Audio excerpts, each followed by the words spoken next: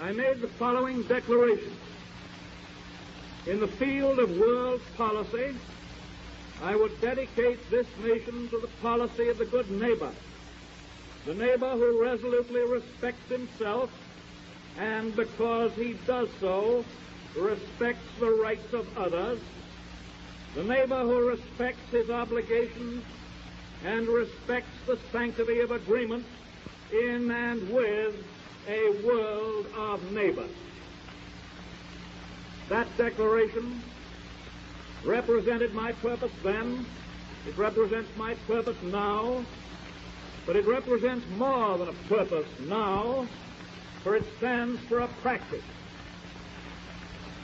To a measurable degree, the practice has succeeded, and the whole world now knows that the United States cherishes no predatory ambition.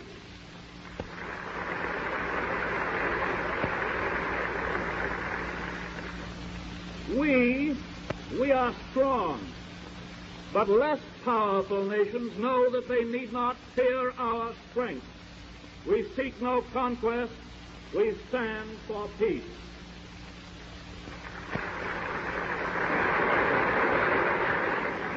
In the whole world of the Western Hemisphere, our good neighbor policy has produced results that are especially heartening.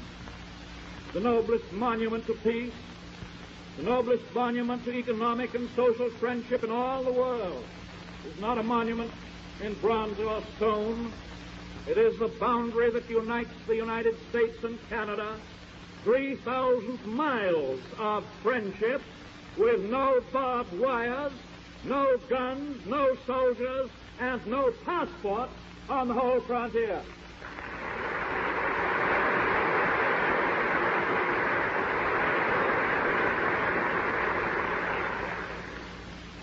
What made it?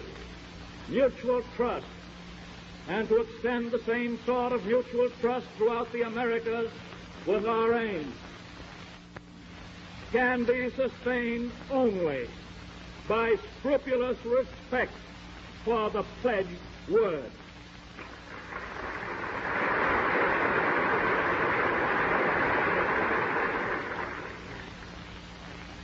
And in spite of all this, we have sought steadfastly to assist international movements to prevent war. We cooperated to the bitter end, and it was a bitter end, in the work of the General Disarmament Conference.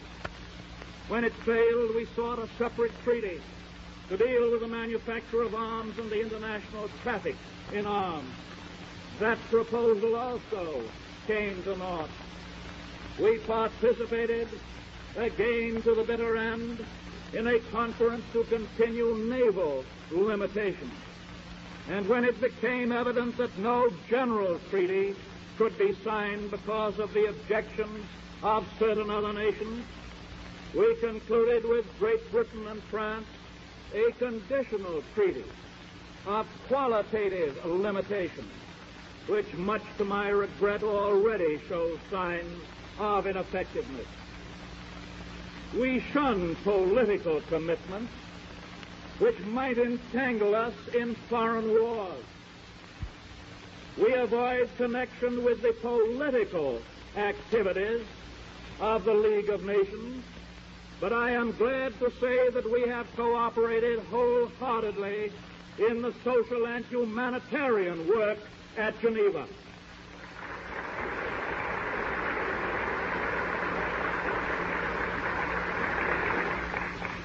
Thus, we are a part of the world effort to control traffic in narcotics, to improve international health, to help child welfare, to eliminate double taxation, and to better working conditions and laboring hours throughout the world. No, we are not isolationists, except insofar as we seek to isolate ourselves from war.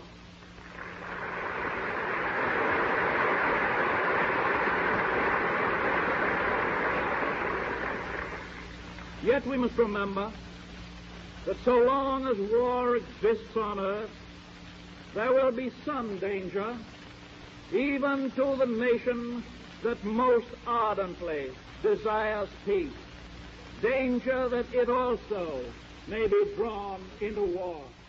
I have seen war. I have seen war on land and sea. I have seen blood running from the wounded. I have seen men coughing out their gasped lungs. I have seen the dead in the mud. I have seen cities destroyed. I have seen 200 limping, exhausted men come out of line, the survivors of a regiment of 1,000 that went forward 48 hours before. I have seen children starving.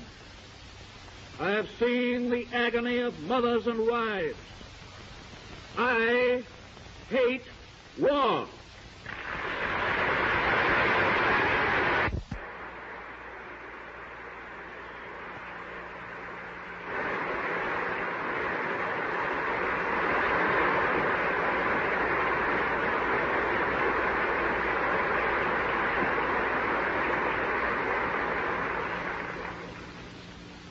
Yes, I have passed unnumbered hours, and I shall pass unnumbered hours, thinking and planning how war may be kept from the United States of America. I wish I could keep war from all nations, but that is beyond my power. I can at least make certain that no act of the United States helps to produce or to promote war. I can at least make clear that the conscience of America revolts against war, and that any nation that provokes war forfeits the sympathy of the people of the United States.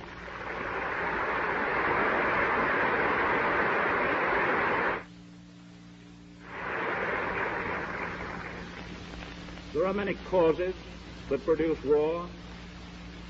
There are ancient hatreds, turbulent frontiers, the legacy of old, forgotten, far-off things and battles long ago. There are newborn fanaticisms, convictions on the part of certain peoples that they have become the unique depositories of ultimate truth and right.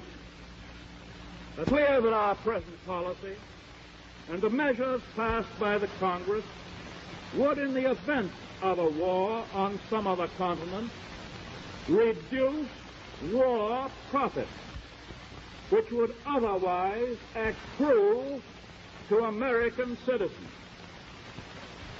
Industrial and agricultural production for a war market may give immense fortunes to a few, but for the nation as a whole, we know that it produces disaster. It was the prospect of war profits that made our farmers in the West plow up prairie land that ought never to have been plowed, but should have been left for grazing cattle. And today we're reaping the harvest of those war profits in the dust storms that have devastated those war-plowed fields. It was the prospect of war profits that caused the extension of monopoly and unjustified expansion of industry and a price level so high that the normal relationships between debtor and creditor was destroyed. Nevertheless, if war should break out again in another continent, let us not blink the fact that we would find in this country thousands of Americans who, seeking immediate riches, fool's gold, would attempt to break down or evade our neutrality.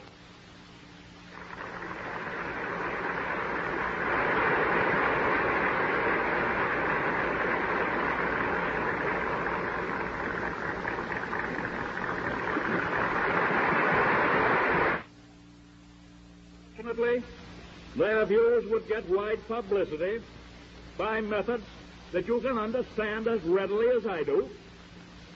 that if they could produce and ship this and that and the other article to belligerent nations, the unemployed of America would all find work. They would tell you that if they could extend credit to warring nations, that credit would be used in the United States to build homes and factories and pay our debts. They would tell you that America once more would capture the trade of the world. My friends, it would be hard to resist that clamor. It would be hard for many Americans, I fear, to look beyond, to realize the inevitable penalties, the inevitable day of reckoning that comes from a false prosperity. To resist the clamor of that greed, if war should come, would require the unswerving support of all Americans who love peace.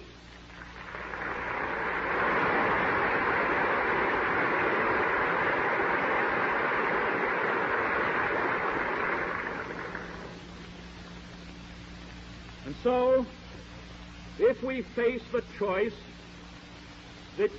of profits or peace, this nation will answer. This nation must answer.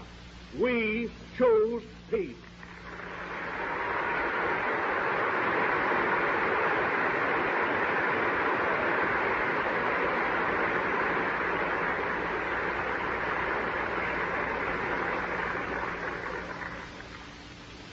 And it is the duty of all of us, each and every one of us, men, women, and children, to encourage such a body of public opinion throughout this nation that the answer will be clear and for all practical purposes unanimous. Into the Great War in 1914 and eventually engulfed us and many other nations. We can keep out of war if those who watch and decide have a sufficiently detailed understanding of international affairs to make certain that the small decisions of each day do not lead toward war, and if at the same time they possess the courage to say no to those who selfishly or unwisely would get us into war.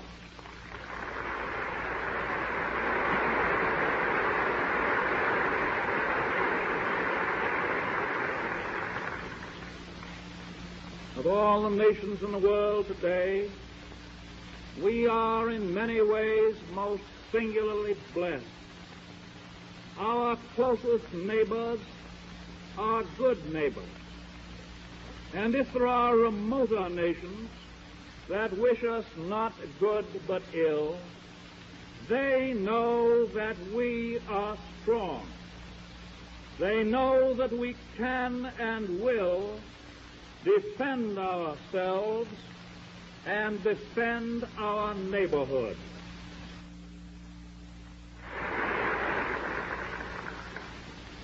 They know that we seek to dominate no other nation, that we ask no territorial expansion, that we oppose imperialism, and that we desire reduction in world armaments.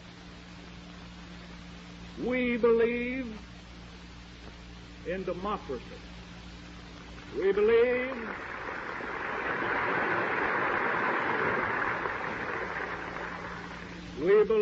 in freedom. And we believe in peace.